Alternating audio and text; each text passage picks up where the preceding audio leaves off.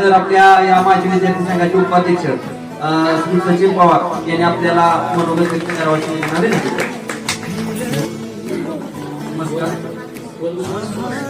शाळेचे अध्यक्ष जिल्हा आणि आता शाळा कमिटी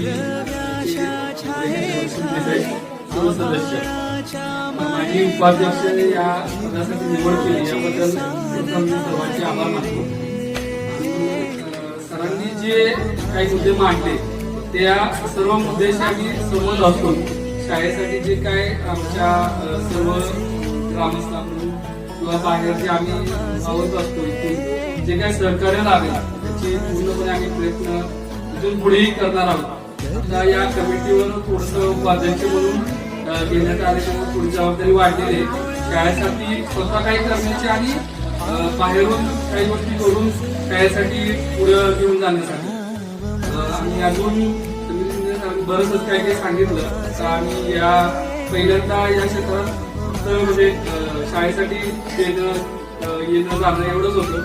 तिथून पुढे थोडंसं अजून लक्ष घालून कसं आपल्याला तुमच्या सोबत पुढे जाता येईल अशी मी सर ग्वाही देतो तुम्हाला. आणि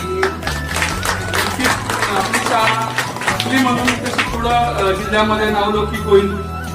ग्रामीण शाळा जरी असली तरी तर मला सुद्धा स्वतःला अभिमान आहे की आपल्या शाळेची मुलं पूर्णपणे आम्ही सोशल मीडियावरती बघतो ग्रुपवरती ही चॅम्पियनशिप मिळाली ती चॅम्पियनशिप मिळाली कोणाचा इथे नंबर आला तिथे आला मी स्वतः लाईक करत असतो अभिनंदन करतो.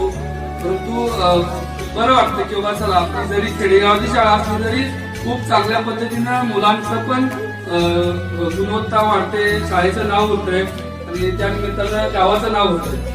याच्याविषयी अजून काही मोठं अपेक्षा ठेवू शकत नाही आणि खूप चांगल्या पद्धतीनं शाळेचे सर्व शिक्षक वर्ग मुख्याध्यापक सर आणि शाळेतले गावातले सर्व ग्रामस्थ शाळेसाठी मदत करतात. सर्वांचे मी आभार मानतो आणि ते माझे दोन शब्द संपवतो.